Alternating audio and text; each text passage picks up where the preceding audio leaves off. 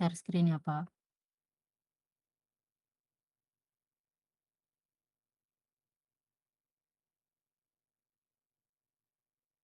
Izin Bapak, apakah sudah terlihat share screen saya? Udah. Sebelumnya izin menyampaikan progres sebelumnya, Pak.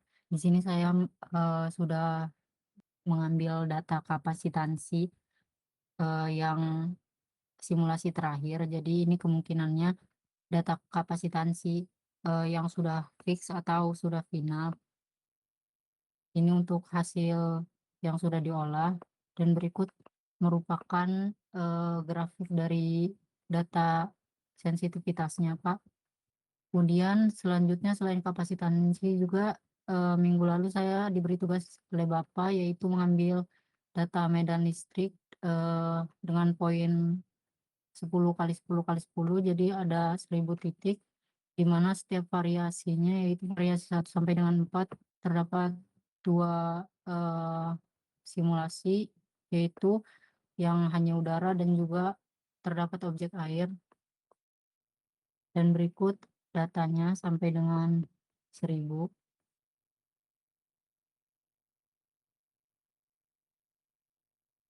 Dan untuk hasil medan listriknya di sini saya sudah rata-rata Pak dari 1000 poin itu, di mana rata-ratanya yaitu didapat persentase berikut.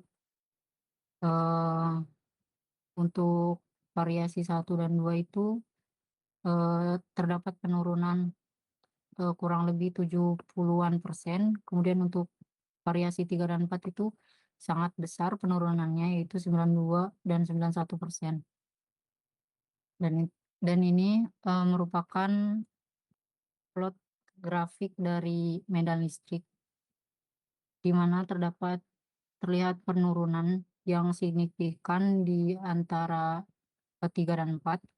Kemudian dan untuk diagram atau grafik yang garis ini merupakan persentase dari penurunan itu sendiri, Pak.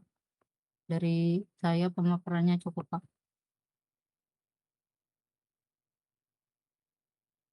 Kalau kapasitansi berarti yang 3 sama 4 juga paling besar. Yang paling besar itu di dua dua dua dan satu, Pak. Kalau untuk kapasitansi. Iya. Kalau yang medan listrik tadi, Kalau yang medan listrik itu sama, Pak, di mana penurunan variasi 1 dan 2-nya itu sangat kecil. Artinya kalau misalkan di variasi 3 dan 4 itu menurun sangat signifikan, Pak, dari yang sebelumnya. Yang tanpa tanpa objek air, dengan objek airnya itu menurunnya sangat pesat, Pak, di variasi 3 dan 4. coba lihat lagi yang data listrik, medan listrik. Bentar, Pak.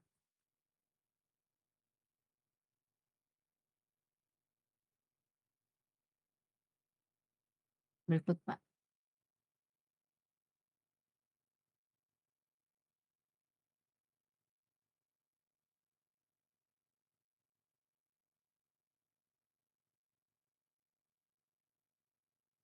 Iya, berarti yang 1, 2 emang lebih kuat medan listriknya kan?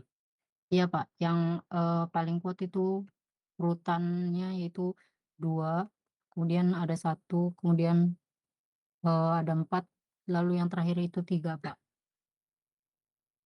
Ya coba dibikin ranking eh, dari atas paling kuat ke paling lemah untuk medan listrik dan kapasitansi. Kalau misalkan dari data kapasitansi dan medan listrik itu hasilnya memang sama, Pak, di mana kalau misalkan yang tertinggi ranknya itu dari yang pertama itu variasi 2, kemudian 1, lalu ada 4, dan yang terakhir itu 3, Pak. Oke. Ya berarti udah ada kan yang optimalnya? Iya, Pak. Udah selesai dong. Apalagi dong? Diganti objek aja. Objeknya selain air dan udara mau ditambahin lagi. Kalau misalkan dari ibu amal sendiri sih mintanya hanya air, Pak, karena, kalau misalkan dari eksperimentalnya itu kan digunakan untuk alkohol, Pak. Alkohol. Ya, jenis-jenis alkohol. Tunggu, kadar alkohol yang berbeda, ntar beda nggak kapasitansinya? Mmm,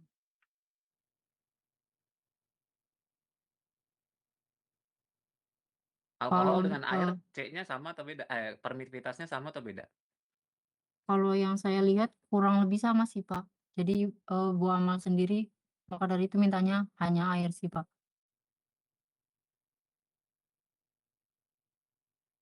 Serius, alkohol 100% permitivitasnya sama air?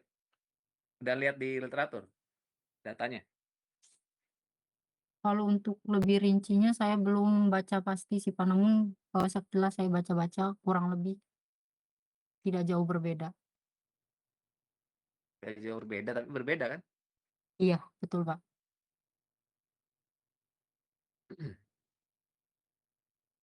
Ya, ya paling itu kalau mau ada pabriknya alkohol, pastikan itu nggak perubahan jauh dengan air. Kalau misalkan memang cukup air ya berarti ini sudah bisa dilaporkan. Baik, Bapak. Kalau udah ada desain optimal atau yang memiliki sensitivitas besar dibandingkan dengan beberapa variasi sensor.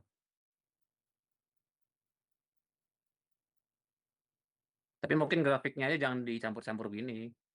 Oh iya, Pak, berarti terpisah ya, Pak, antara, rata-rata penurunan dengan persentase medannya? Ya, grafiknya itu jangan saat banyak informasi jadi satu grafik. Iya, Pak. Pisah-pisah aja. Baik, Pak. Ada lagi yang mau didiskusikan? Tadi ekspornya gimana? Pakai data mentahnya sudah ada kan? Sudah ada, Pak, sudah saya lampirkan juga di folder. Jadi ada 8, 8 data mentah dari setiap variasinya, di mana setiap variasinya itu terdapat 2 simulasi atau 2 data, yang mentahnya itu, Pak. Terus ini hasil olahannya, Pak. Kalau misalkan di Hmm. data mentah itu ada titik koordinat-koordinatnya itu, Pak. Hmm.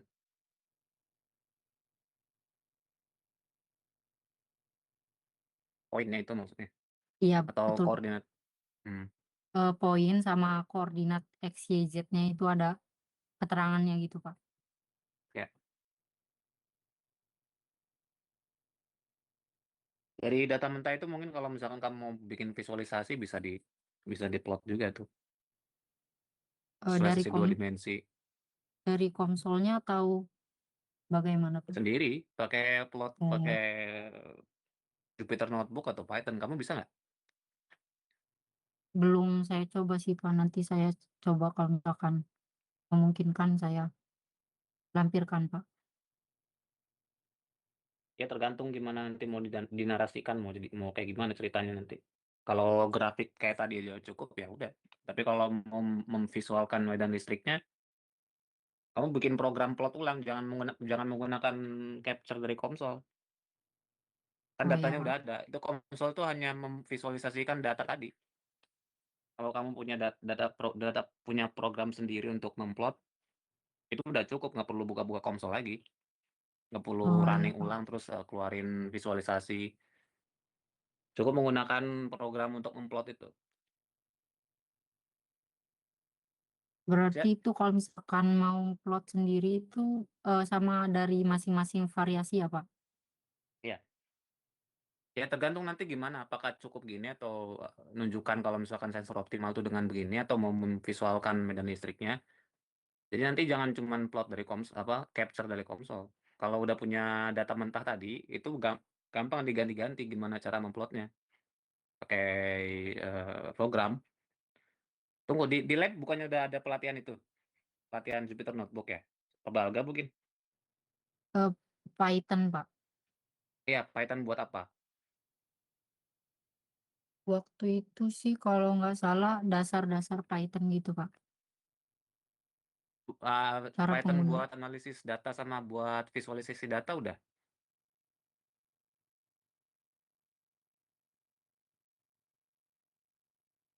Kalau visualisasi, maaf Pak, saya lupa, mungkin bisa dibantu Pak Balga. Siapa yang ngasih Kalau nggak materinya? salah, Saya, Pak. Pak Balga Pak, sama Ya, Jayu. udah pernah dikasih cara visualisasi data menggunakan Python. Kalau kemarin sih baru saya ajarin kayak bikin apa scatter plot dengan line doang Pak, selama bikin ya scatter plot dasar aja gitu Pak, yang 2 dimensi sama 3 dimensi. Kalau yang apa buat konsol juga yang Bapak omongin sekarang kayak belum, soalnya juga saya waktu itu belum paham Pak. Sekarang udah paham? Kenapa Pak? Kalau sekarang udah paham? Belum juga sih Pak. Oh, belum juga. Ada selain kamu ada lagi yang jago pakai Python buat plotting data. Si Zahra Zahra itu masih ini nggak di sana? Zara ada di Alam Sutra sih Pak. Nanti saya tanyain mungkin. Oh, dalam Sutra.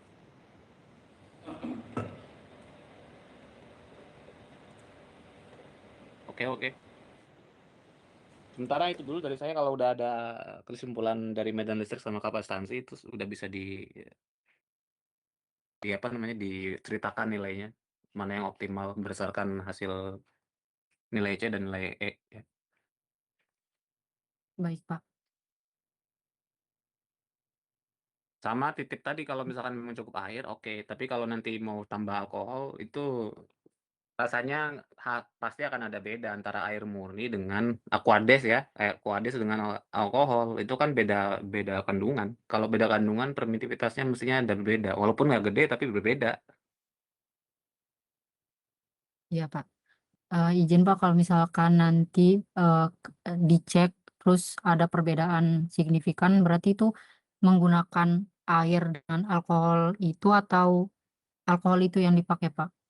Tergantung, nanti tanya ke Bu Amalia. Baik Pak. Karena kalau case-nya untuk objek alkohol, berarti kan kita harus tunjukkan juga, bukan cuma air. Oh ya, berarti kalau misalkan nanti kata Bu Amal menggunakan objek dari alkohol itu sendiri, berarti objeknya ada dua ya Pak, air, kemudian ada alkohol itu sendiri. Ya, Ya Pak. oke.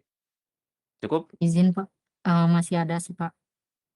Kalau misalkan data ini kan udah dihasilkan ya Pak. Nah, kalau misalkan kata Bapak tadi, kalau bisa diplot, itu diplot menggunakan pemrograman. Nah, berarti kalau misalkan itu, ini juga sudah bisa dianalisis ya Pak? Maksudnya sudah fix untuk dianalisis, bisa dianalisis gitu Pak? Data maksudnya ini, tabel ini. Iya, iya Pak, betul Pak. Iya. Sama ini sih Pak, kapasitansi, yang saya tahu di, apa ya namanya, materi atau teori sendiri itu kan kapasitansi itu akan berbanding lurus dengan permitivitas ya Pak. Nah kan sebelumnya di Hmm. sini hasil data mentahnya itu kan negatif ya Pak, antara yang dihasilkan tanpa objek dan juga ada objek air.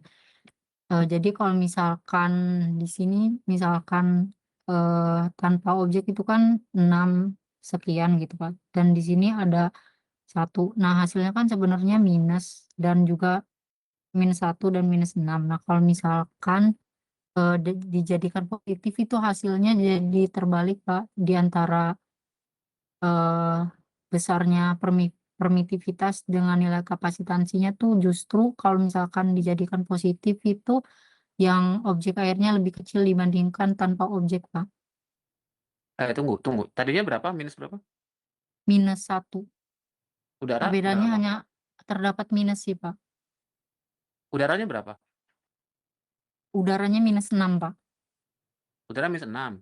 Air Iya, minus? 1.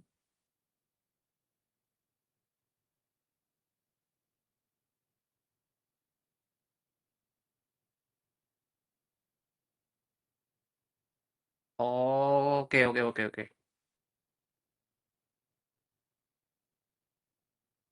Tapi kalau misalkan sudah diplot di sensitivitas, hasilnya keduanya sama Pak. Antara minus dan positifnya itu hasil sensitivitasnya benar-benar sama. Plot delta C. maksudnya? Iya, Pak. Plot yang persen itu? Iya. Iya, karena kan perubahan yang diambil kan.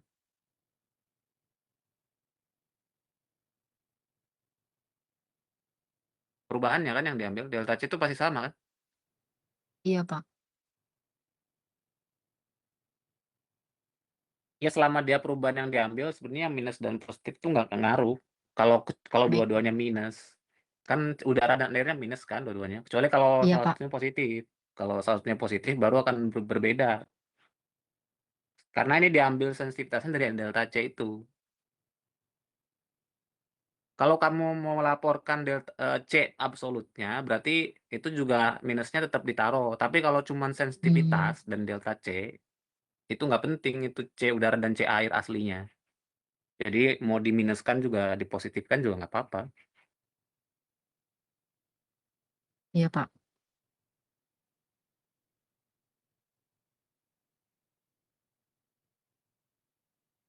Kalau begitu Ada cukup lagi? untuk kapasitansi, Pak. Terus ada lagi yang ingin saya tanyakan, Pak. Hmm, Terkait plot medan listrik yang dari Komsol itu, kalau ya. dianalisis, menurut saya itu eh, bagaimana ya, Pak? Bingung karena di sini tidak ada penjelasan warna atau sebagainya gitu, Pak. Ya justru itu, makanya kamu mengandalkan data yang diekspor tadi Oh, berarti yang untuk diplot. Kalau menggunakan itu prompt ya, kalau data yang tadi bagaimana, kamu Pak? bisa analisis, divisualisasikan sendiri itu nanti akan lebih dipahami daripada gambar dari konsol ini. Ini kan Iya, Pak. streamline. Hmm.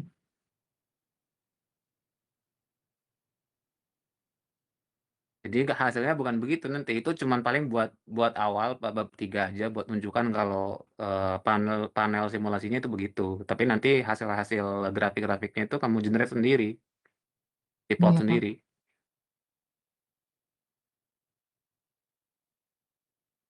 Jadi nanti misalkan bikin tiga plot permukaan antara variasi 1 sampai 4 dengan skala yang sama. Nanti kelihatan yang 1, 2 itu lebih merah, 3, 4 lebih nggak merah.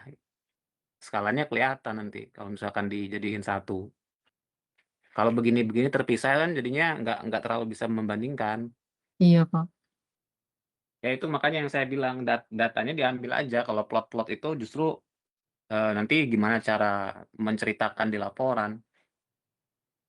Iya, Jadi Pak. halaman konsol ini hanya muncul di bab 3, bab 4 itu murni kamu yang generate sendiri dengan data, grafik-grafiknya, apa namanya, ilustrasinya. Kalau ini kan kamu nggak buat masalahnya, konsol ini kan kamu cuman capture, itu bukan hasil, itu capture aja Iya, itu. Pak. Kalau hasil analisis, artinya datanya diambil dulu, baru kamu analisis. Mau dalam bentuk apa? Tabel, visual, grafik, macam-macam. Itu di bab 4.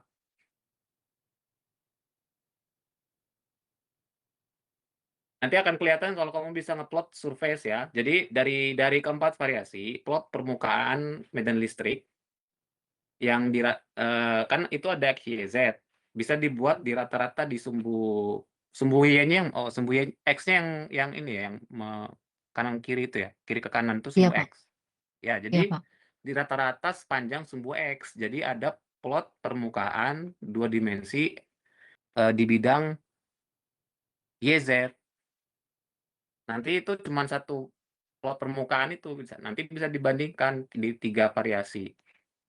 Dengan skala yang sama. Dengan skala yang sama nanti kan kelihatan yang paling merah yang mana, yang kurang merah yang mana, kelihatan itunya apa, skalanya. Jadi langsung bisa dari grafik yang kamu buat sendiri itu bisa disimpulkan bahwa variasi yang berapa yang paling kuat medan listriknya atau paling berbeda.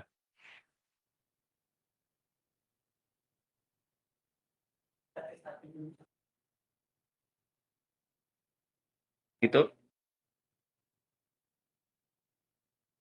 ada lagi? Eh, sama satu lagi sih, Pak. Rencananya kan kalau misalkan sudah bisa dianalisis hasilnya eh, di luar yang tadi ya, Pak, pemplotan visualisasi itu, berarti kan sudah bisa untuk merancang bab 4 atau pembahasan seperti itu, Pak. Nah, di sini saya sudah Hmm. membuat beberapa poin pembahasan gitu, Pak. Nah, dari Bapak apakah ada masukan untuk poin yang ingin saya bahas ini, Pak? Ini, Pak. Draft ya, nanti aja kalau gitu, ini Oh, iya, Pak. belakang. Baik, Pak. Cukup, Pak, kalau seperti itu. Ya. Izin, Pak, kalau misalkan untuk minggu depan atau progres lanjutannya itu memplot visualisasi tadi, sama memastikan untuk alkohol dan air jenis air itu ya, Pak? Ya, apakah alkohol mau dimasukkan ke dalam pembahasan? Karena kalau Aquades dengan alkohol konsentrasi yang tinggi, perlu dicek benar nggak permitivitasnya sama. Kalau benar-benar sama Iya, persis, Pak. ya sudah. Tapi kalau ada beda permitivitas, artinya itu kan akan menghasilkan kapasitansi yang berbeda. Iya, Pak. Oke. Baik, Pak, cukup. Terima kasih banyak, Bapak. Ya.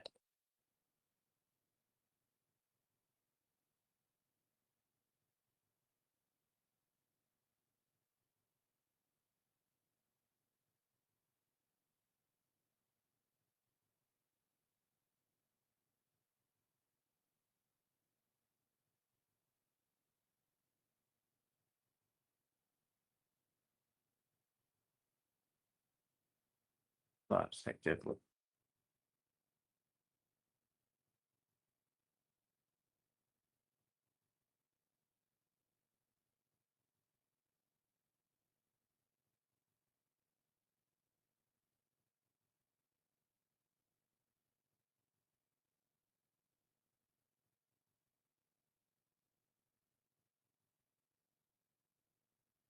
Ya, selanjutnya yang ngisi dulu formnya Pak Balga. Oke Pak, sebentar.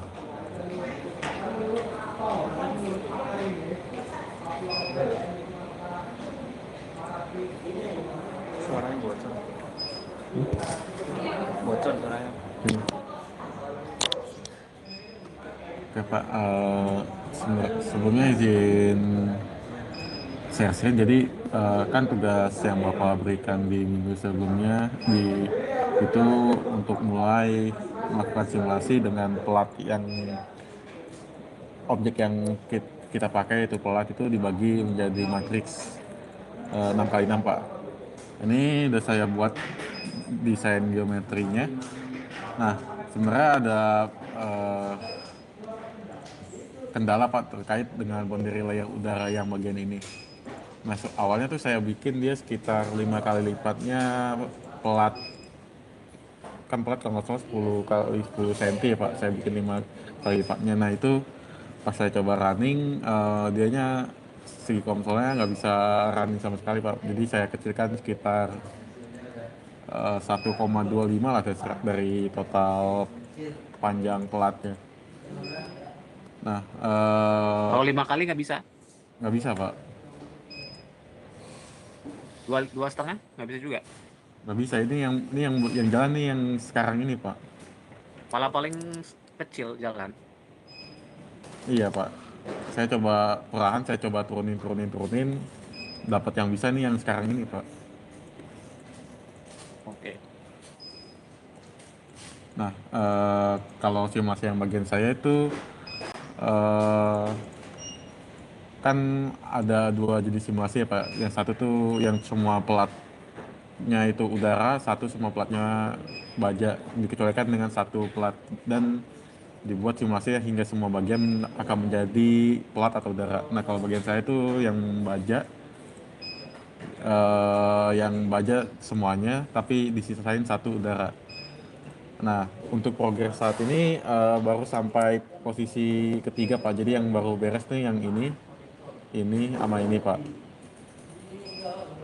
Ini kendala karena lamanya karena sempat lama di bagian error ya Pak, karena lumayan banyak error. Jadi perlu diatasi dulu. Serta kalaupun selesai simulasinya juga lumayan lama Pak. Jadi per satu coil dicek itu dia ngambil waktu kurang lebih 15 menit Pak. Dikali 9 itu sekitar berapa ya?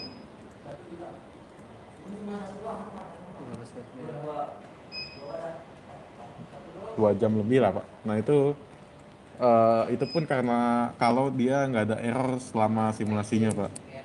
Jadi setelah diperhitungkan sebagai berikut, eh, saya baru dapat simulasi total 3 posisi udara aja, Pak. Ini kalau dibandingkan dengan punya Kois tuh simulasinya jauh lebih cepat Pak daripada saya. Jadi Kois lebih banyak dapatnya.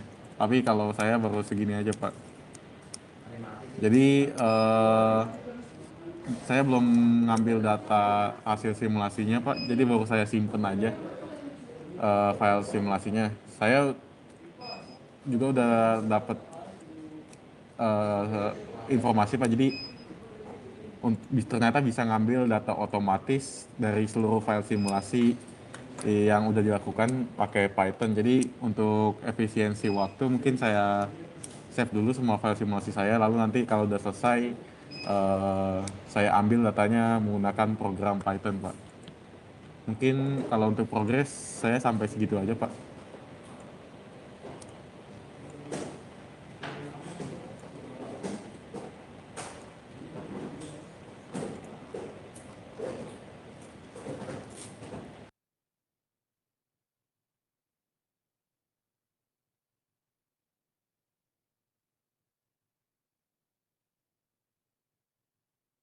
Oke, nanti berarti skripnya juga dilampirkan ya di itu Iya, Pak.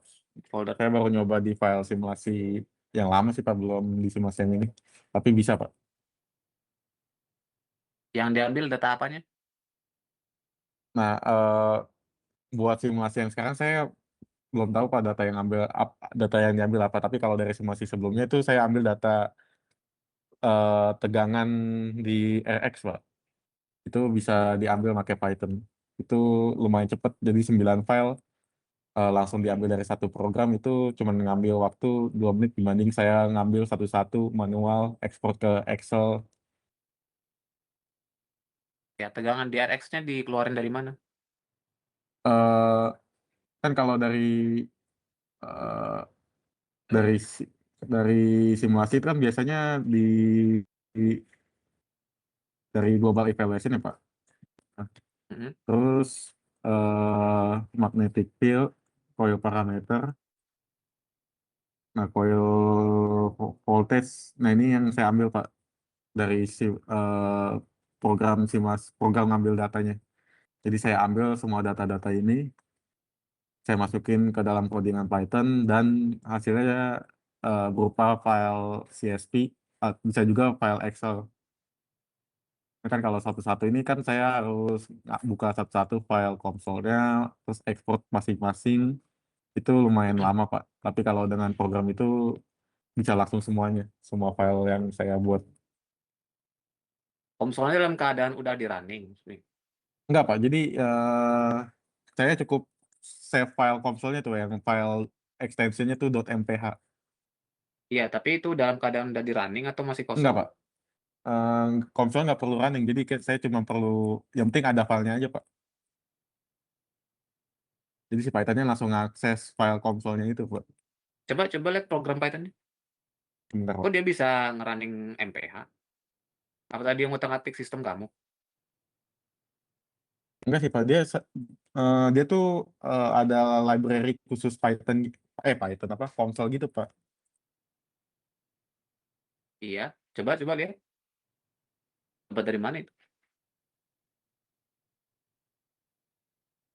Library konsol. Itu yang kamu nge-running pakai apa? Di dalam PC? Iya, Pak, di PC-nya. Jendelanya belum ter Iya, Pak. Saya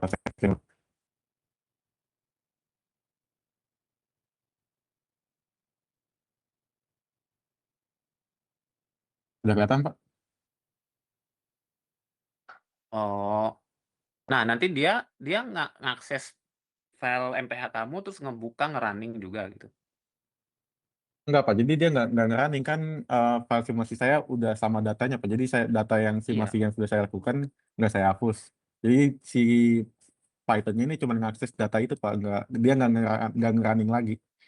Iya, tadi yang saya maksud itu. Itu berarti kan kamu MPH-nya udah di-running kan? Iya Pak, Maksudnya udah di-running dan disimpan gitu, bukan yang dari MPH kosong. bukan Pak. Ya, ya. Cuman kekurangannya ya ini Pak, karena filenya masih utuh dengan result, dia lumayan gede ngambil storage ya. Iya, makanya itu maksudnya. Kalau dia self running MPH itu nggak bisa kayak gitu dipakai Python ngecek itu. Itu namanya dia cuma ngambil data dari MPH yang udah ada. Iya Pak. Udah ada resultnya di situ kan di MPH-nya itu. Bukan otomatis ngerunning MPH yang kosong. Kalau yang dia otomatis ngerunning MPH yang kosong biasanya ada di server itu. Iya Pak. Ya itu yang saya bilang kemarin. Untuk analisis sensitivitas itu kerjaan sendiri sebenarnya.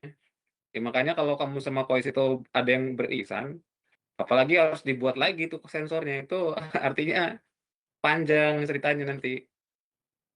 Jadi sensitivitas itu topik sendiri. Terus fabrikasi sensor dan pengukuran itu topik yang lain lagi gitu. Mau dikerjain dua-duanya, mendingan disamain konfigurasinya, jangan beda. Supaya nanti saling saling ngasih saling ngasih apa, saling ngasih sharing data. Iya Pak.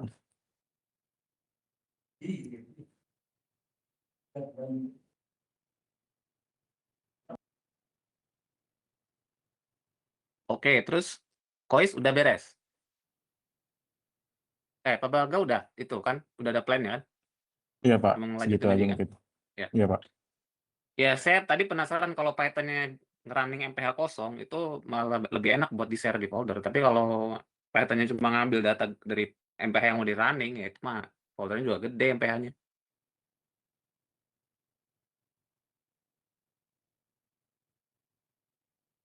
Kois gimana?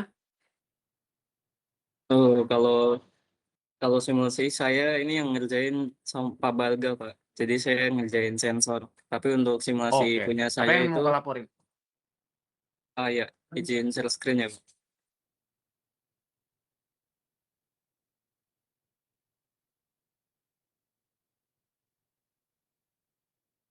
Jadi simulasi saya itu baru sampai ke posisi bajanya sampai ke blok 14. Kan total bajanya itu ada 36 ya, Pak. Nah, ini baru blok Ya. 14. Yang running itu Pak Balga semua. Nah, habis itu saya ngambil datanya seperti yang tadi dijelaskan Pak Balga dari Global Evaluation.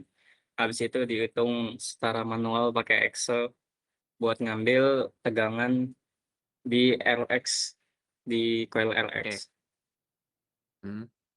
Iya, hasilnya masih seperti ini aja sih, Pak. Belum ada Masih ngumpulin data. visualisasi. Iya, belum ada. Belum selesai karena belum selesai 36 kan? Iya, belum, baru 14. Oke. Iya, sama untuk ngegulung sensor itu yang ngerjain jadinya saya, Pak. Untuk sekarang baru kebuatnya sekitar 5 mau ke 6. Nanti plan selanjutnya bakal ngelanjutin ngegulung sensor sama buat casing sesuai konfigurasi Pabalga 3x3. Mulai kompilasi data simulasi ML elemen, terus lagi kok apa? Buat sensor. Iya, Oke. Pakai apa gulungnya? Pakai alat yang di Edward. iya, Pak, pakai alat itu. Pakai dinamo buat ngegulungnya sama penghitungnya ada mesinnya. Iya, Dibantu mesin Pak yang hitam Yandro itu kan juga. yang ada indikator berapa gulungan kan? Iya,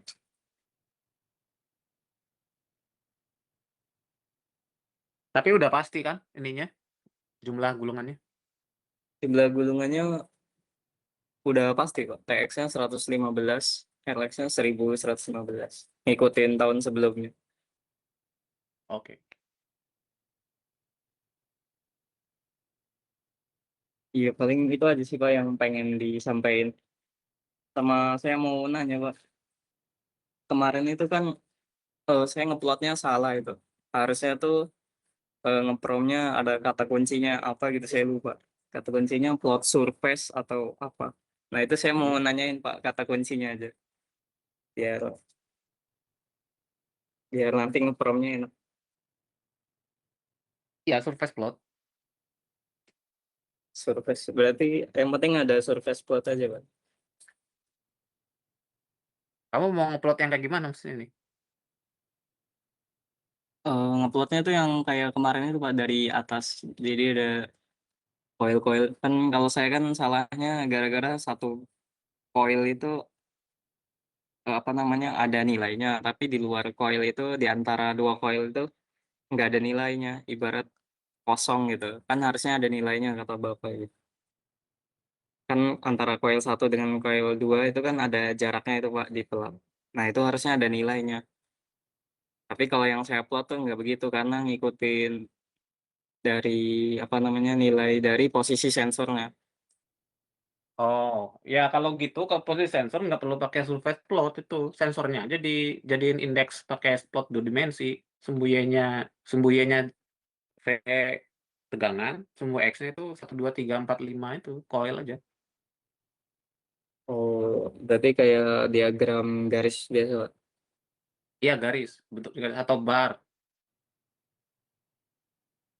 Sembuyanya itu ini tegangan coil, sumbu X-nya itu nomor coil, nomor 1, nomor 2. Tapi nomornya harus ditentukan dengan jangan beda-beda. Iya Pak.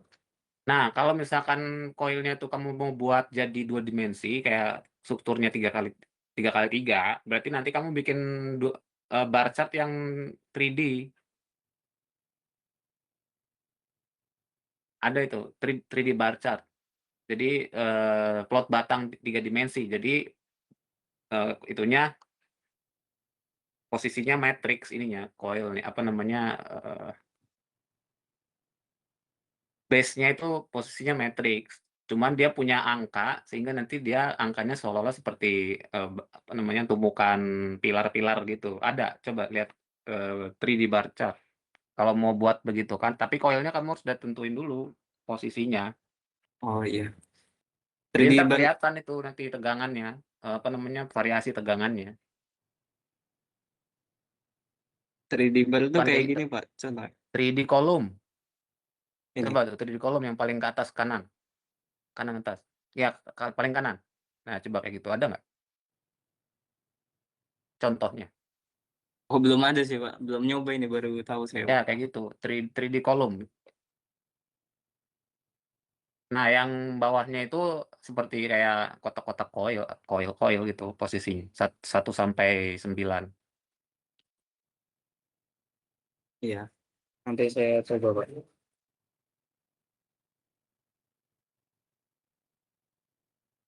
Itu akan lebih kelihatan ininya, soal berapa kuat tegangannya di coil tersebut. Karena yang mau dicari itu bukan bukan, angka-angka yang tadi seperti kamu yang tunjukin itu, tapi variasi variasi fluktuasi tegangan yang terima dan medan medan magnet yang ada di sekitar permukaan. Iya Pak.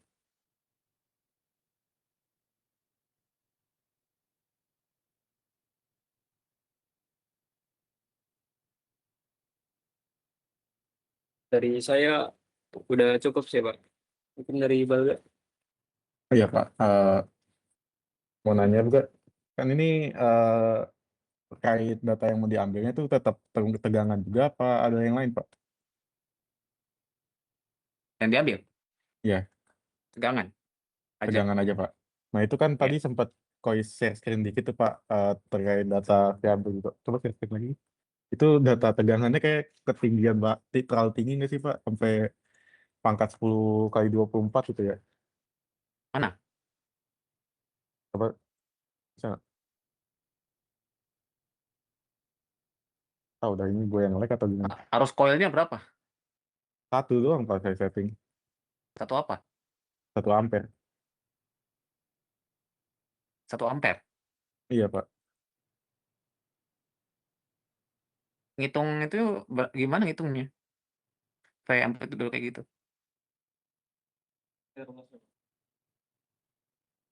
Ini rumah Tegangan saya Pak. coilnya -74, gede banget.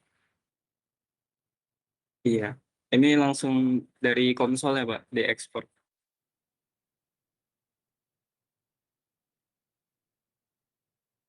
1 ampere ya segitu Iya Pak, 1 ampere. tegangannya sampai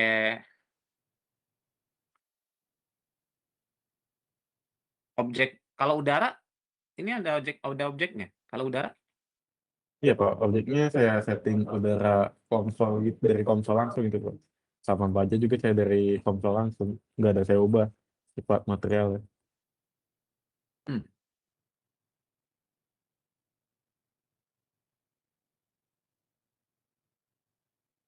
coba cek lagi kegedean itu. Jadi saya takutnya eh, apa? Saya kan bikin meshingnya tuh yang paling kasar Pak, soalnya di atas itu dia nggak bisa jalan juga. Sama kayak Oh yang gitu. berdiri layer tadi saya coba turunin perlahan sampai nemuin yang bisa jalan. Yang bisa jalan tuh yang paling kasar, yang paling bawah tuh Pak. Kayak mungkin dari situ. Jangan kalau gitu. Berarti yang nggak bisa kayak gitu. Kamu berarti harus buat filenya terpisah semua. Jangan Maksudnya jangan terpisah. sensornya jangan langsung ditempatin semua sensornya.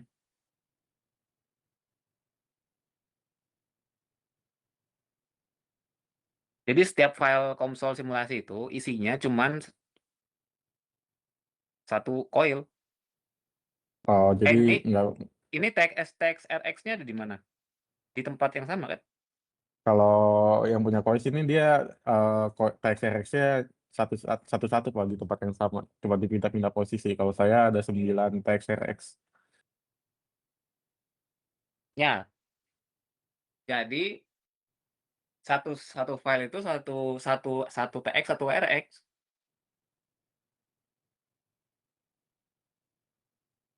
Jadi kalau gitu ada 36 file kali 36 file, Oh iya Pak.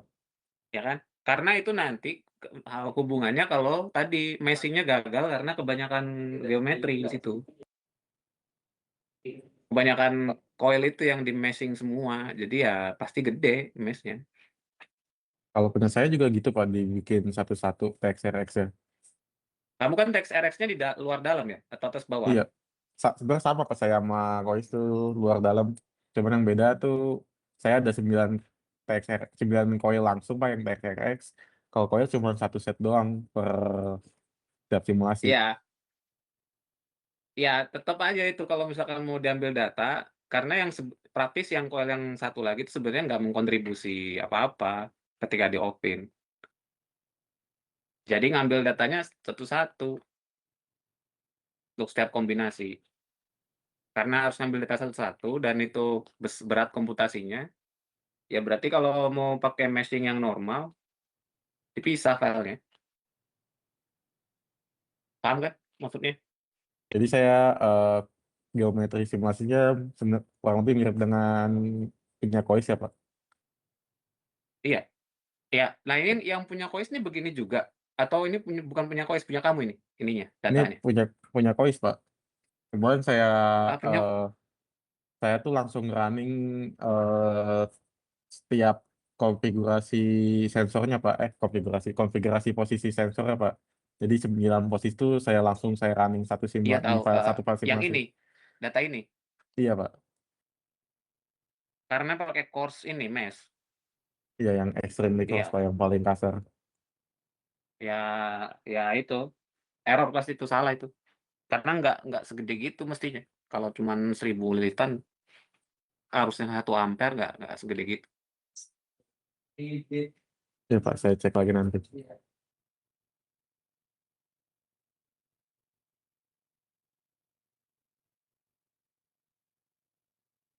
Mungkin itu aja Pak pertanyaan dari saya. Atau termasuk kalau misalkan ngeraninya langsung sweep frekuensi. Frekuensinya berapa? Satu-satu atau langsung di-set itu? Di sweep Pak ide itu. Langsung Ya dari iya, 20 itu sampai cari 12. masalah sendiri. Dibilangin kalau simulasi itu semakin simple, semakin kemungkinan besar berhasil. Semakin dia dibuat kompleks, sweep parameter, macem-macem, apa namanya, udah keluarin data dan lain-lain. makin kemungkinan dia error tengah jalan. Karena dia harus ngitung untuk setiap frekuensi itu, konvergensnya. Ada satu yang gagal, error semua. Kadang-kadang di frekuensi yang sama, pernah berhasil, pernah gagal. Kalau misalkan dia resource RAM-nya sudah kepakai semua, misalkan komputernya udah 90%, 98, ketika dia 99% RAM-nya kepakai, hitungan yang seharusnya bisa dihitung konvergen, akhirnya nggak bisa. Ini kayak udah pernah saya bilangin itu soal itu. Itu masalahnya kamu push komputer dan konsol kamu tuh sampai limit, padahal komputernya bukan komputer server. Ya gini, misalkan ketika ngitung yang pertama, dari 22.000 sampai 31.000, RAM-nya masih cukup sampai konvergen. Tiba-tiba pas mau ukur yang ke 32.000, RAM-nya udah 99%.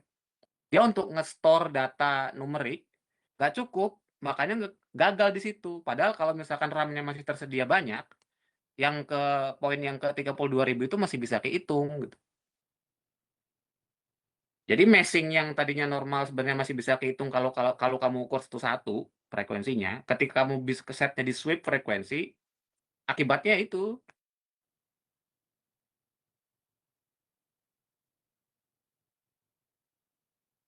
Makanya tadi Baik. salah satu yang ini pakai, kalau Python-nya pakai script yang dia running console, bukan ngambil data doang, itu juga bakal menemukan hal yang sama. Karena nggak mau tahu script itu, yang penting run, mau dia gagal mau nggak running dulu.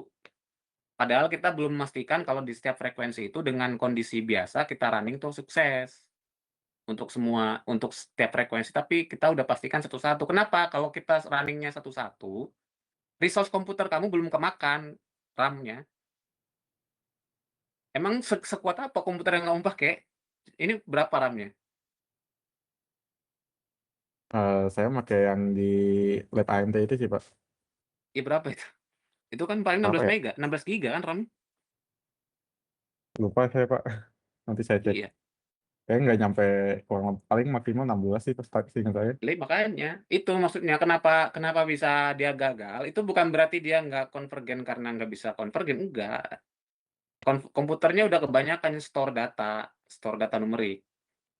Udah nggak kuat lagi, akhirnya konvergensinya nggak tercapai, dia di-cut dulu di itu, karena udah penuh. Karena dia harus di-push untuk, ngesimulasi di banyak frekuensi sekaligus.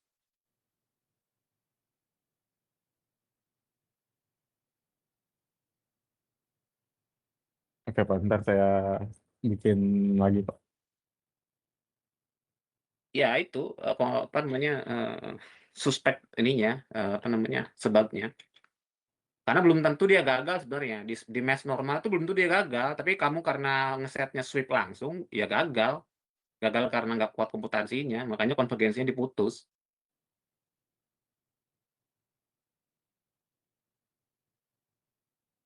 Iya, Pak. Makasih, Pak. Ya,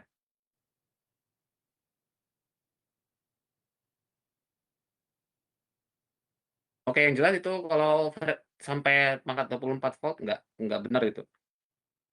Nggak benar karena dia ngambil titiknya terlalu kasar, jadi antara 2 titik nggak match. Kurang lebih itu rentangnya seberapa ya? Biar saya tahu. Kalau nanti salah mungkin saya cek lagi, Pak. Puluhan volt lah itu paling juga, nggak nyampe ratusan ribuan volt. Oke, Pak. Kalau sinyal-sinyal AC ya, nggak ada sinyal sampai ribuan volt dengan lilitan koil segitu untuk 1 ampere. Kan koilnya juga kecil. Oke, Nggak Pak. nyampe Makasih, Pak. puluhan volt, biasanya juga saya milivolt, kalau paling 100 milivolt, 200 milivolt, kalau yang asli. Kalau dari pengukuran asli kan coba aja kalau kamu ukur asli koil segitu, nggak akan nyampe tuh VNA berapa, cuman 5 volt maksimal.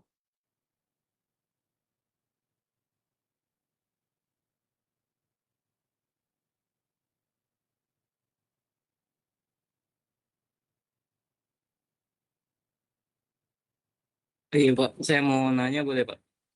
Ya. Ini kan saya kan buat sensor baru. Nah itu cara buat ngebandinginnya sama sensor yang udah ada di tahun lalu. Itu apakah langsung ke VNA-nya diukur atau gimana Pak? Saya kemarin sempat ngobrol-ngobrol sama Pak Fadil, katanya harus dicek dulu impedansi dari sensor yang baru. Dan itu nilai impedansinya harus lebih kecil daripada impedansi VNA. Tapi ternyata setiap sensor itu rata-rata impedansinya sekitar 400 kilo ohm, jauh banget dari impedansi VNA. Nah itu kalau menurut Bapak gimana harusnya untuk ngebandingin antara sensor yang baru dibuat sama yang udah ada? Ya mau dibandingin di apanya? Kalau mau dibandingin tuh ya tegangan yang diterima. Tegangan yang diterima. Berarti itu setupnya dari Libre VNA-nya ya Pak, di Wellins. Kalau mau banding sensor baru sensor lama, kamu pertama-tama cek pakai sinyal generator dan oscilloscope. Oh di sana, jangan dicolok ke VNA, tapi ke sinyal generator dan oscilloscope. Sinyal yang diterima lebih besar atau lebih kecil dibandingkan dengan sensor lama. Oh, oh. Kan cuma satu-satu, ngetes satu-satu yang udah jadi kan. Iya. Kalau satu-satu kan bisa pakai oscilloscope sinyal generator.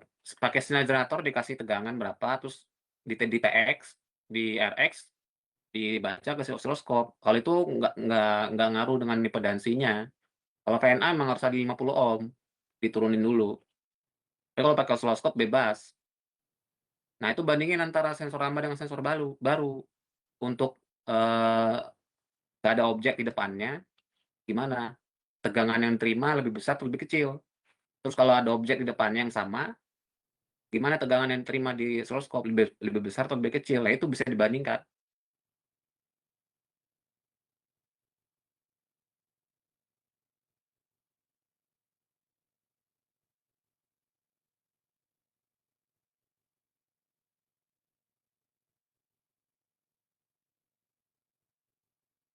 Oke?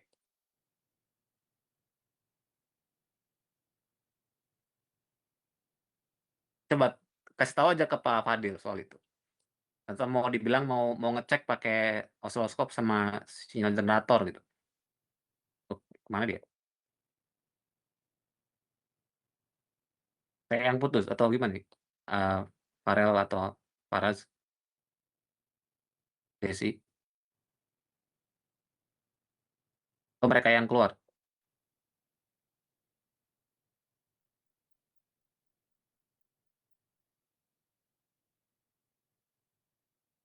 Oh itu The Voice. Jelas nggak tadi apa yang saya kasih arahan? No voice. Oh, jelas Pak. Jadi Ya nanti ke tanya ke Pak. Pak Fadil, Ya. bilang kamu mau ngukurnya pakai oscilloscope sinyal generator untuk membandingkan tegangan yang diterima di coil RX dibandingkan dengan coil yang lama. Jadi ya cukup begitu sebenarnya, sinyal yang diterima aja. Jangan ke VNA, kalau VNA memang harus tadi itu, dicek impedansinya dan lain-lain.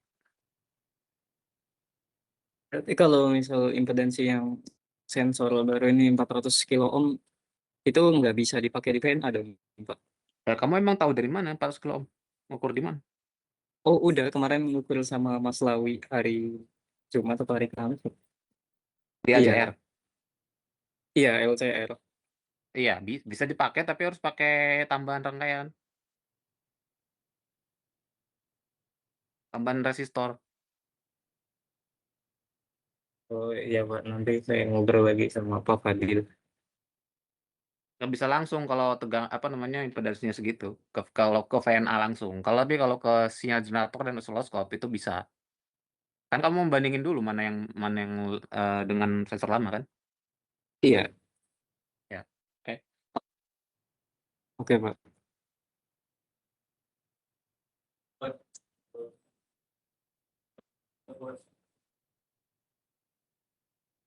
Ya, selanjutnya Farel. Farel mana? Belum ada folder skripsinya.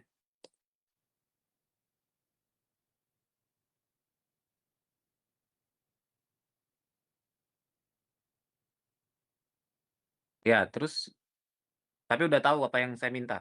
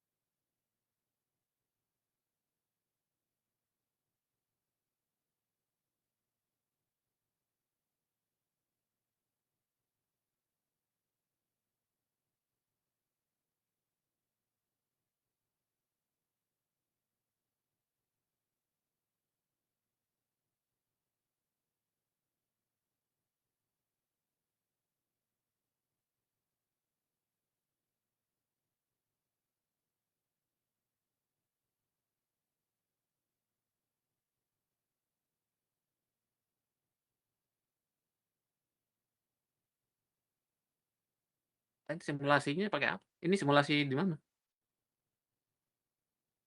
Ini simulasi pas eksperimen. Eksperimennya eksperimen di mana?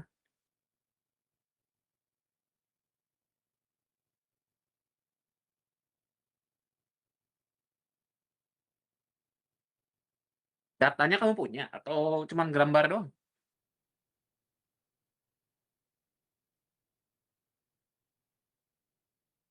Angkanya dapat nggak? Angka-angkanya segitu dari frekuensi skripsi lain?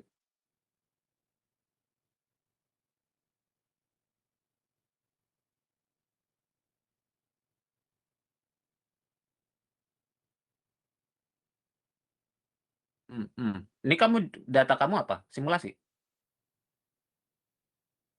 Dia eksperimen?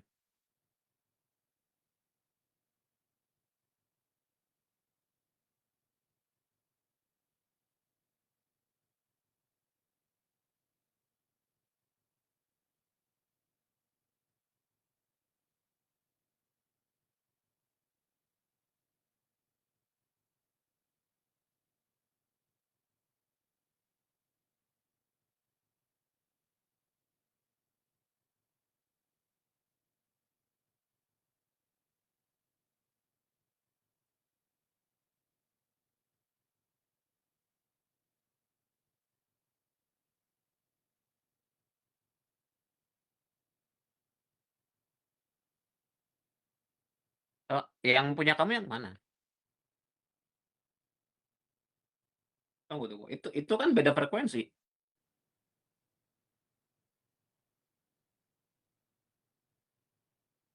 Kalau yang grafik yang atas itu dari mana?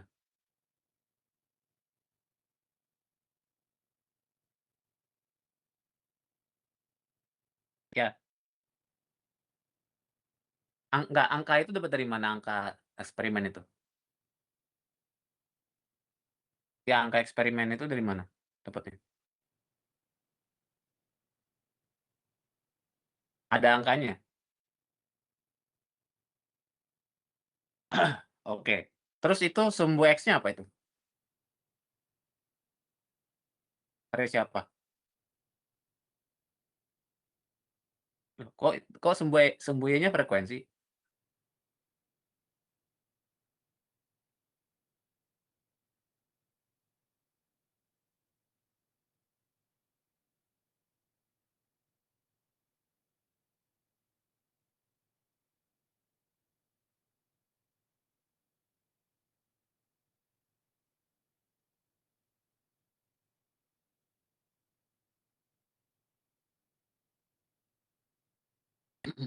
Oke. Enggak, ini grafiknya nggak bisa begini, ini grafiknya nggak membingungkan ini. Maksudnya membandingkan dengan yang udah eksperimen, tapi eksperimen itu angkanya dapat dari mana angkanya? Angkanya angka pengukuran betul atau angkanya udah diolah?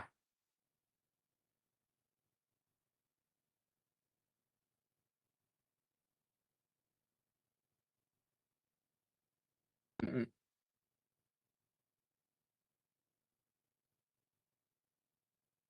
Oke, terus itu, kenapa naruhnya malah di 1, 2, 3, 4 tuh apa itu? Itu apa? Eksperimen pertama, urutan apa?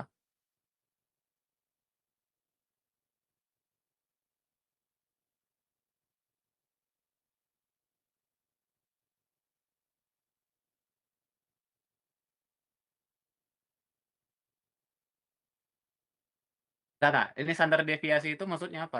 Standar deviasi itu bukan beda antara defek dengan normal. Standar deviasi itu pengukuran yang banyak, kemudian standar deviasi dari mean-nya.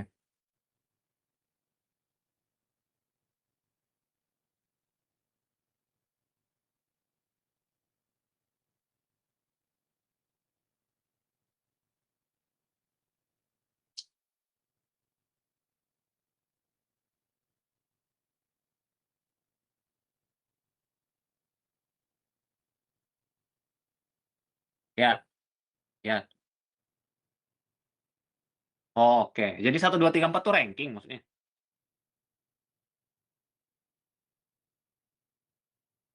Jangan pakai grafik kalau gitu, pakai tabel aja kalau gitu kan. 1, 2, 3, 4 sama kayak siapa sih tadi itu, Desi?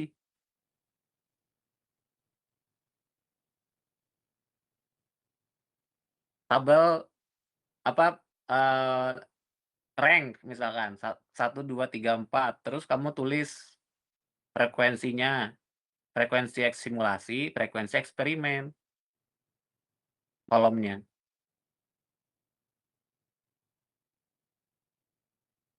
Ya karena kalau gitu maksudnya apa, itu orang nggak ngerti kalau 1, 2, 3, 4 begitu. Itu maksudnya apakah datanya data pertama, 2, 3, 4 itu makin naik, 1, 2, 3, 4? Ya, tapi kalau gitu nggak bisa, kalau plot kayak gitu tuh nggak lazim frekuensi ada di sumbu Y itu, nggak ada kayak gitu.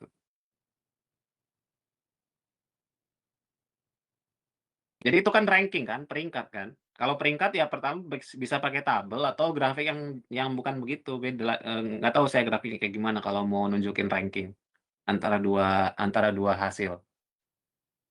Kalau tabel jelas tuh, tahu tabel. Taruh di bawahnya dikasih visualisasi, oke, bawahnya oke dikasih visualisasi kayak gitu.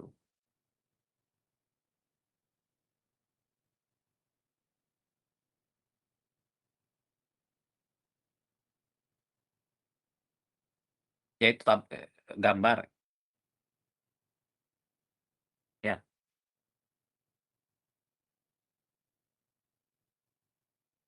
Grafik diperbaiki untuk ranking.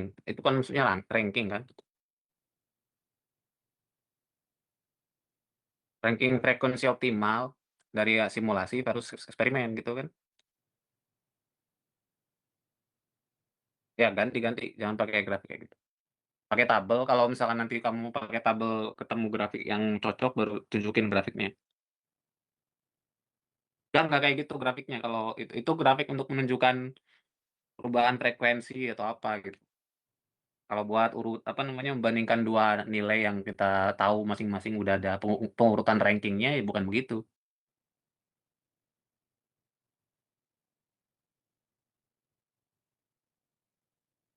Ya, kalau dimintanya begitu sih ya nggak apa-apa, tapi bagi saya nggak bisa dibandingkan kalau beda frekuensi. 260 sama 100 maksudnya apa? Kan beda 2 frekuensi itu. Iya kan? Karena di ranking yang sama kan?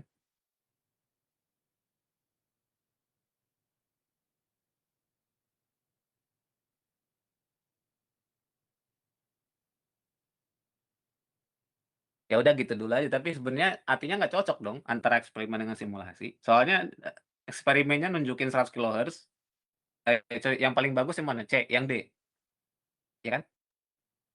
Yang D kan yang paling maksimal tuh yang D kan? Yang A.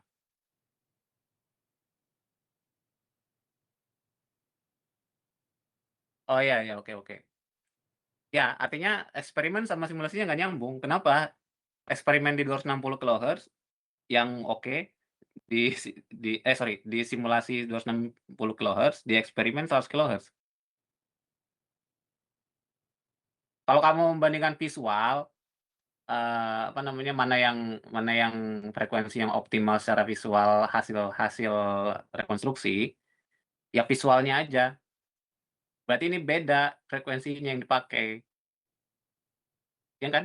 Harusnya berarti kan beda kan? Menurut simulasi 260 yang bagus, menurut eksperimen 100 yang bagus. Nggak cocok kan?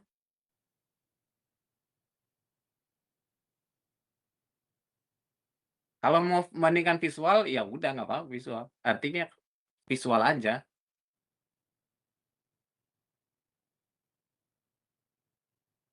Ya, tapi bentuknya itu rank aja, kayak misalkan ini, pada eksperimen yang paling optimal sekian, pada simulasi yang optimal hasil gambarnya kayak gini.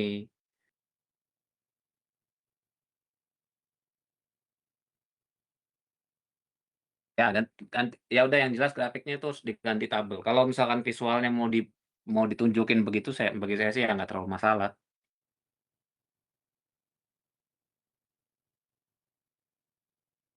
Karena kan emang beda kan, dia pakai deviasi terkecil, kalau kamu pakai selisih terbesar kan. Iya kan, beda metode. Artinya pendekatannya beda.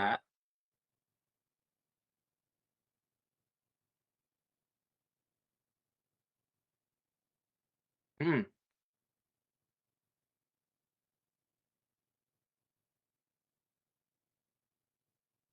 Dan pasti ada perbedaan karena eksperimen dengan simulasi ininya beda bentuk objeknya. Emang kamu udah bener-bener ngukur objeknya kayak gitu? Kan eksperimen tuh walaupun dia cacat 1 milimeter, ya kan, permukaan bajanya emang kamu simulasi betul-betulan ada gerigi-geriginya, ada naik turun kasar-kasarnya, kan nggak disimulasikan kan? Kamu yang simulasi tuh mulus. Iya makanya, itu maksudnya kenapa kenapa nggak bisa dibandingkan secara langsung, maksudnya nggak mesti persis banget antara simulasi dengan eksperimen, karena pada eksperimen objeknya itu nggak seperti yang disimulasikan. Kalau disimulasikan kan objeknya juga ideal.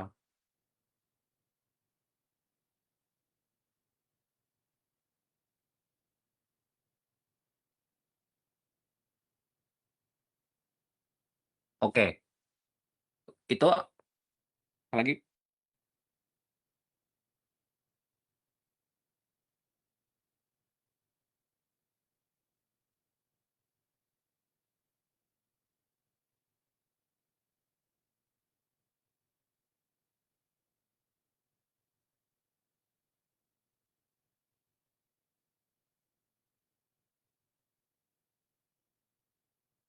Lampiran? Enggak, itu filenya disusun folder skripsinya. Kemarin kamu ikut nggak waktu saya ngasih, eee, sosialisasi hari Jumat?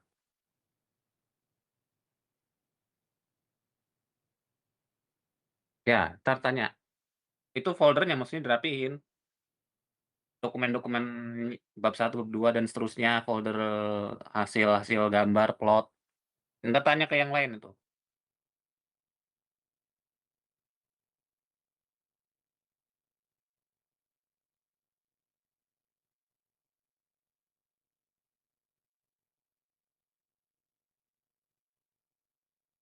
Masukin lampiran di formnya maksudnya?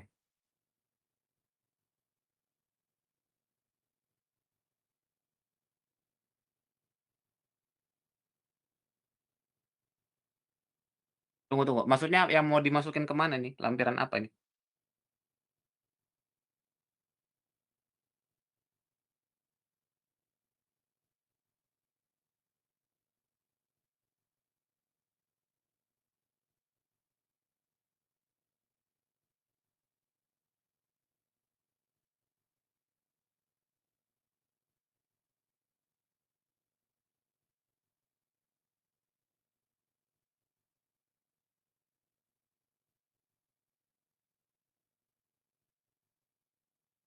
Oh, iya bareng-bareng lagi kayak gini, tapi kamu siapkan dulu itunya, folder skripsi kamu yang udah berisi lengkap dari bab 1, bab 2, bab 3, bab 4, draft-nya, kemudian kalau ada file simulasi di situ.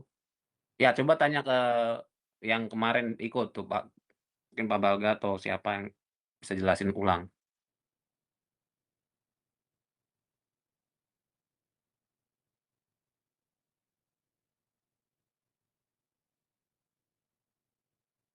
Oke. Terakhir siapa? Faraz? Iya Pak, izin apa suara saya masuk? Ya, kamu juga nggak tahu soal lampiran itu, lampiran folder skripsi? Iya, saya juga baru ngirim lampirannya itu pagi ini, pas malam saya ngirimnya Word-nya doang Pak. Apa lampirannya isinya apa? Lampirannya itu saya taruh link yang tertuju sama Word saya sih Pak. Nah, iya bukan. Yang saya maksud lampiran tuh lampiran struktur skripsi, struktur file. Oh, salah berarti apa ya? Ya berarti nanti saya kirim ulang deh Pak. Ya, kamu tahu nggak yang kemarin saya minta untuk bikin struktur file skripsi? Kalau yang kemarin itu saya juga kurang tahu Pak, karena saya joinnya telat karena ada keperluan di kampus Pak saya Pak. Ya, nanti siapa nih yang udah ngirim lengkap formatnya? Nah, si Kois nih Ya, bagus nih strukturnya. Ya, tanya dulu karena udah harus dikumpulin semua itu semuanya file-filenya, file-file yang terkait dengan skripsi termasuk draft sama PPT dan file simulasi. oh jadi kayak include satu folder gitu Pak. Iya, tapi ada organisasinya, nggak langsung sendiri satu folder. Dipisah-pisahin berdasarkan kategori. Oh, ya baik Pak, nanti saya tanya ke yang punya infonya Pak, entah ke Kois atau ke Pak Balga, ntar saya tanya Pak. Ya, yang lengkap itu Kois foldernya. Oke Pak, siap. Apa saya isi dulu atau ini Ya udah dulu Pak, sekarang apa sampein dulu minta? aja ininya progresnya. Oke Pak, sebentar. Share screen.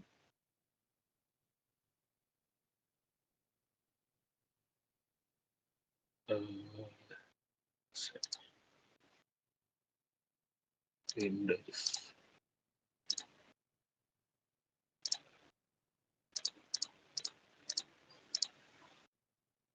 Ya terlihat, coba.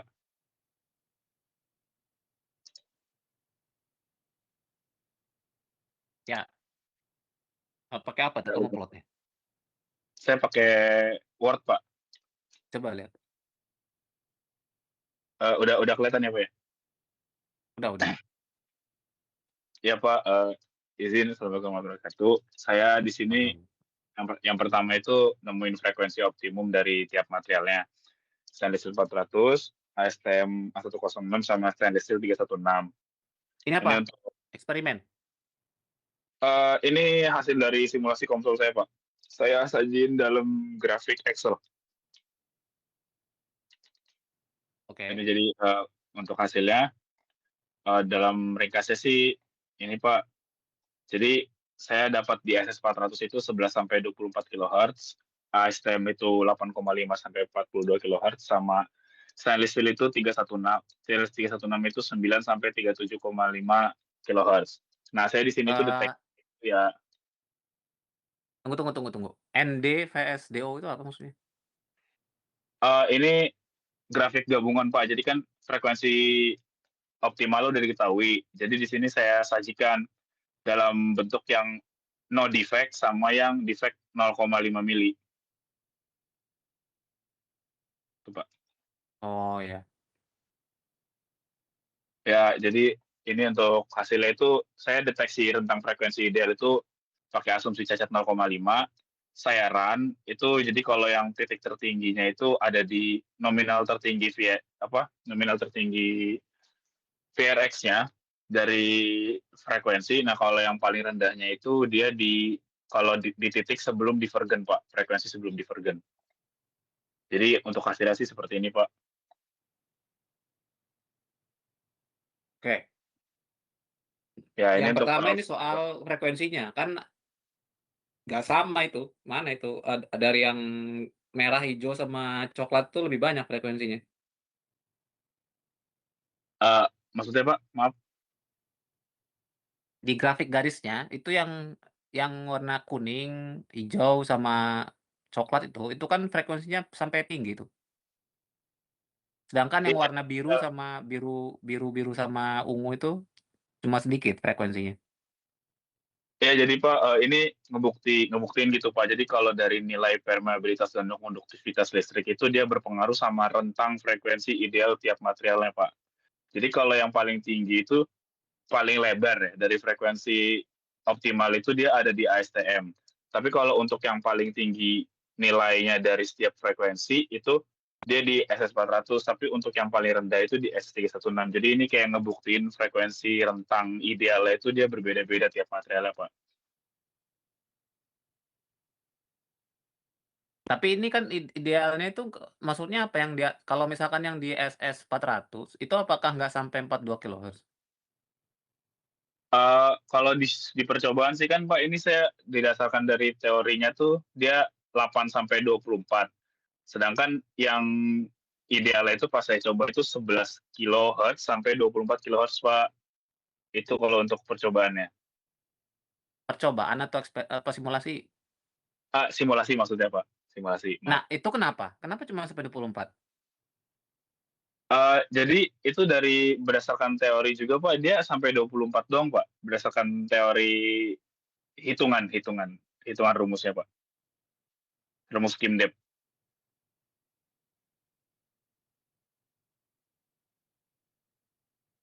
Berdasarkan skin depth dia cuma sampai 24 kHz. Iya Pak. Kalau yang berarti kan itu berdasarkan skin depth hitungannya. Iya Pak. Ya, ini juga Jadi sama kalau misalkan grafiknya dibuat seperti ini, terus seolah-olah membandingkan beberapa hal yang nggak sama ininya, nggak bisa dibandingkan karena kan si tiap material itu frekuensi yang skin depth-nya itu beda-beda. Kalau mau kamu bandingkan di satu grafik, itu bandingkan di frekuensi yang semuanya memiliki perilisan. Jadi kalau misalkan mau dibandingkan antara ini, yang kamu bandingkan itu adalah hasil ohmnya itu, Z-nya itu yang dibandingkan. Oh, kalau perbandingan tiap rentangnya sih ada Pak. Ini Pak, kalau perbandingan tiap rentangnya itu ada di sini nih Pak. Bentar. Oke, jadi grafik yang tadi tuh nggak bisa dibilang begitu, nggak lazim gitu grafiknya. Ini grafiknya nggak, ya cukup dibilangin aja berdasarkan hitungan skin depth, frekuensi optimal yang di setiap material tuh gimana. Jangan diplot begini. Kalau diplot begini seolah-olah kamu mau menunjukkan nilai Z di antara frekuensi yang berbeda. Iya Pak, kemarin nyoba ngeplot gabungan 3 material tuh karena Pak Kurnia kemarin minta, udah nggak apa-apa plot aja di setiap idealnya. Kalau di setiap 12 sampai kalau di setiap kesamaan frekuensi saya juga udah ngeplot Pak 12 sampai 20 kHz. Ini Pak kalau untuk penguploadan grafik ini kan sama Pak 12 sampai 20 kHz karena dia masih Ya, dalam rentang frekuensi ideal. Nah, ini saya plot grafiknya SS316 yang paling lebar selisihnya kalau ASTM itu sedang, kalau yang stainless steel itu tidak sama sekali. Ya ini sebenarnya linear dengan teori konduktivitas listrik sama permeabilitas. Nah, kalau untuk hasilnya itu saya plot di sini, Pak. Jadi ini semuanya kan saya rata-ratakan 12.000 sampai 20.000. Nah, di sini ada rata-rata pembaginya, rata-rata tiap impedansi dari setiap frekuensinya. Nah, di sini itu saya kurangi. Jadi semisal SS400 itu yang SS400 yang defect itu saya kurangi dengan yang non defect. Nah, hasilnya segini, Pak. Nah, ini untuk setiap materialnya. Habis itu saya buat rasio pembagi dan saya bagi per rasio dan hasilnya seperti ini, Pak. Nah, kalau untuk hasil output dari SS400, A106 dan SS316 ini saya coba bandingkan dengan referensi yaitu hasil dari eksperimental yang menggunakan Libre VNA. Ini Pak untuk perbandingannya dan ini untuk persen kesesuaian validasinya Pak. Dan ini saya rata-ratakan juga. Ini sih Pak kalau saya.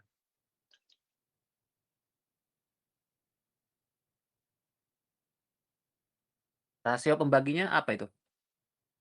Jadi rasio pembagi ini saya itu pakai Z-Comsol ini, terus nanti kayak saya bagi dengan reference Pak.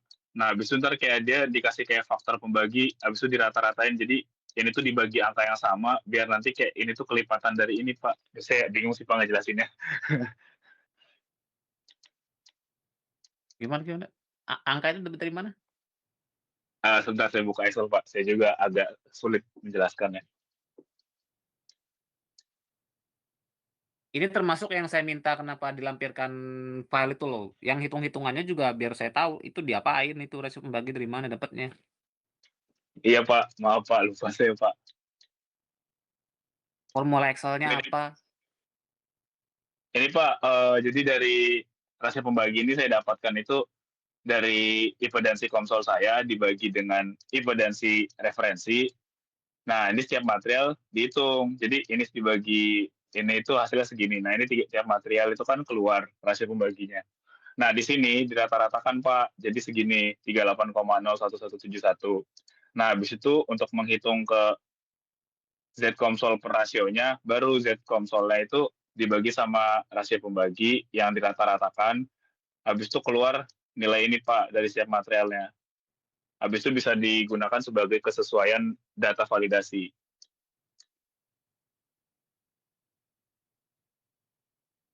Ya, tapi fungsinya buat apa rasio pembagi orang itu cuma bolak-balik doang. Lebih ke ini sih Pak, buat kesesuaian data sama validasi, data sama eksperimentalnya kan, ini kan data eksperimental Pak, sedangkan hasil dari saya itu kan bentuknya masih agak jauh gitu. Jadi saya rasio pembagi gitu Pak, biar faktor pembaginya itu bisa menyesuaikan tingkat persen kesesuaian dengan yang eksperimental Pak. Tingkat kesesuaian dengan eksperimental maksudnya. Iya Pak, datanya. Terus itu kenapa delta Z Comsol? Itu kan udah delta Z. Apa delta Z Ini Comsol? delta Z Comsol itu selisih dari cacat dan tidak cacat maksudnya Pak. Oke, terus kalau yang delta Z Comsol yang bawah, delta Z referensi apa?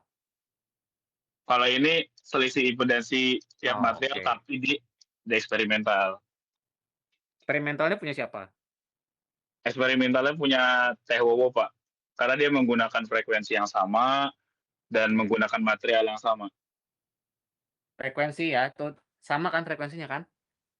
Sama Pak, frekuensinya 12 sampai 20 kHz. Oke, yang kemarin kayaknya kemarin saya singgung itu kan, frekuensinya harus sama yang dibandingkan kan? Udah dipastiin tuh? Iya Pak. Udah Pak, ini saya udah pengujian menggunakan 12 sampai 20 kHz juga sama kayak punya Teh Wowo. Oke, terus yang delta Z Comsol per rasio itu rasio pembagi rata-rata. Itu dibagi 38,01 itu. Ya. Iya Pak, untuk pembagi dari delta Z Komsol, jadi nanti hasilnya bisa buat perbandingan dengan Ya, eksperimental. rasio pembagi itu berarti dari delta Z Komsol dengan delta Z referensi. Iya Pak, dibagi. Habis itu nanti Ya dirata-ratakan. itu kamu bolak-balik doang itu, ngapain juga pakai rasio pembagi. Iya sih Pak, maksudnya kalaupun delta Z Komsolnya langsung di kesesuaian validasi juga sebenarnya bisa langsung segini gitu persennya. Cuma Ya itu kamu ngapain beda munculin data rasio pembagi itu buat apa? Ya kalau kamu mau bikin angka rata-rata itu pertama itu bolak-balik. Yang kedua, rasio pembagi itu harusnya nggak bisa disamakan antara material SS400 dengan A106 itu. Itu kan material yang berbeda. Masa kamu rata-rata? Nih rasio pembagi ya. Rasio SS400, saya bukan ahli material ya. SS400 dengan A106 itu beda nggak materialnya? karakteristik materialnya harusnya sih berbeda Iya. sih Pak. Ya beda, maksudnya rasio pembagi ini kamu rata-rata antara S400 dengan A106, yang nggak bisa lah itu orang udah beda material. Tapi Kecuali rasio pembaginya itu kamu tulis permeabilitas. Permeabilitas material SS400, 106, 316, permeabilitasnya berapa? Jadi kamu bikinnya relatif terhadap permeabilitas bahan itu sendiri. Jangan dibikin rasio pembagi yang hasil dari ukuran referensi dengan hasil Komsol.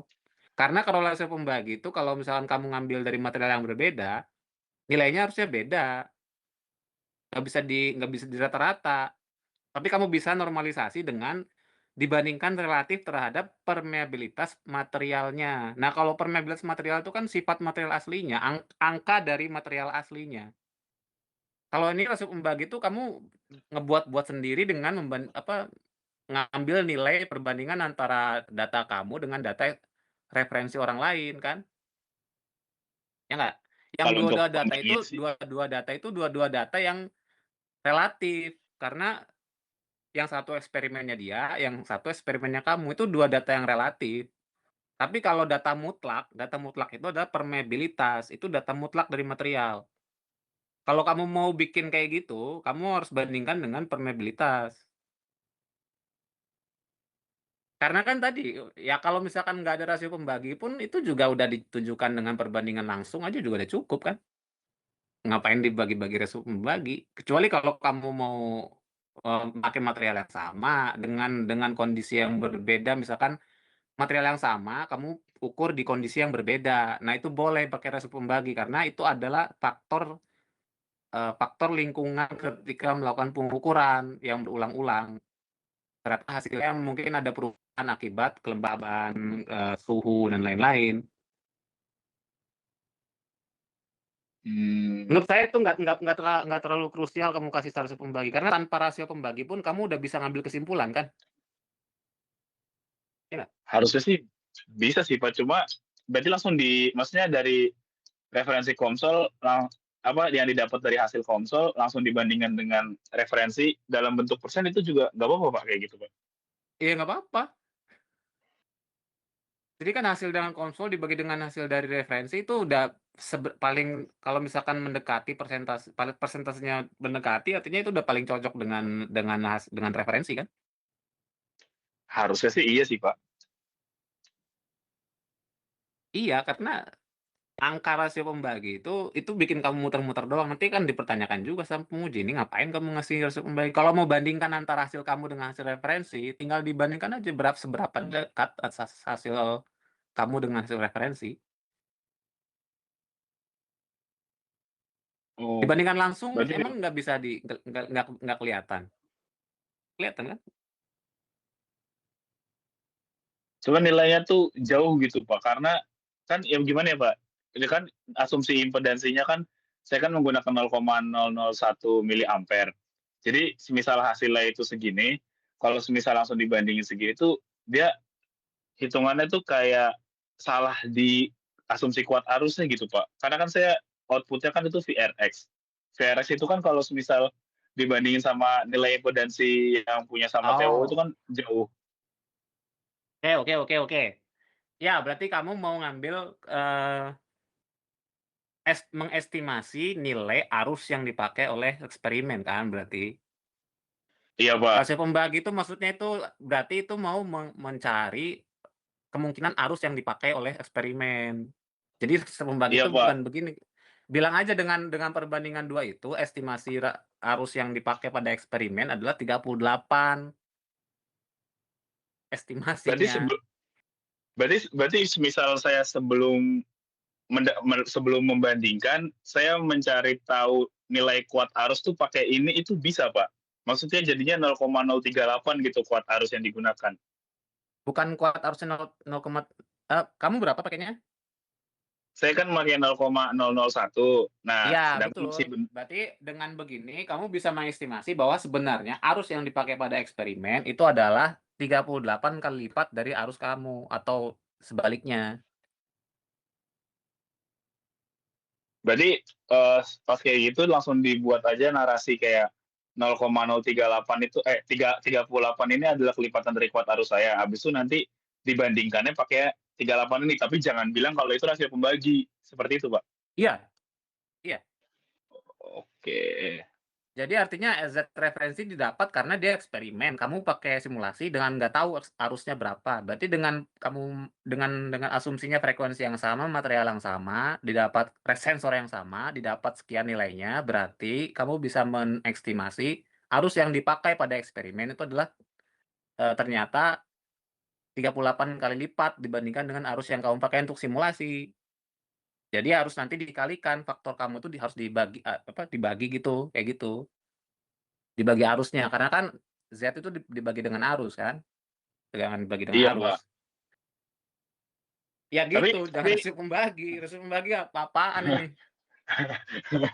saya bingung mau ngebandinginnya, Pak, soalnya kayak angkanya jauh nih, tapi kayaknya nggak jauh gitu. Kalau dari kelipatan tuh ini masih sesuai gitu, tapi kalau Betul secara kelipatan. betul, karena memang arusnya yang dipakai itu berbeda dengan kamu yang setting di simulasi, kan nggak ketahuan. Ya udah kalau gitu. Berarti kalau saya asumsi 0,001 dulu nggak apa-apa nih, tapi setelah mau ngebandingin itu dapat estimasi perhitungan kuat arusnya itu 38 kali lipatnya gitu ya, Pak, ya? Iya, itu faktor pengali arus yang sebenarnya harus kamu taruh, karena ternyata dari hasil data pembandingan itu kelipatannya sekian. Jadi kesimpulannya itu arus yang dipakai pada eksperimen itu berapa kali lipat dari arus yang kamu pakai pada saat simulasi. Oke, oke, oke.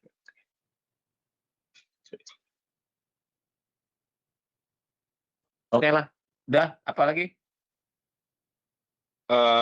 Kalau dari saya sih sepertinya sih cukup sih, Pak, aman. Ya, oke. Terakhir, sebelum nanti ada sesi bimbingan lagi, itu saya minta foldernya udah lengkap dulu. Kalau belum ada folder lengkap, berarti nggak usah diskusi dulu. Ya, karena ini udah harus dikumpulkan semuanya. Termasuk tadi yang narasi tentang bab 4 dan lain-lain itu ya, nanti foldernya dilihat, nanti kita buka folder report dan buka masing-masing bab kalau misalkan udah mau menulis bab dan subbab. Oke? Ada Baik, ini Pak. lagi? Ya, ada lagi yang mau di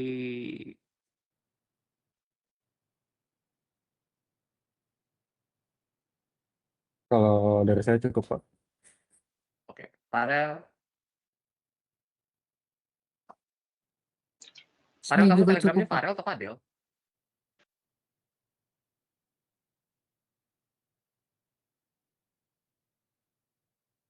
Iya, oke. Saya mau forward ke cari Farel kok nggak ketemu namanya. Adanya Fadel.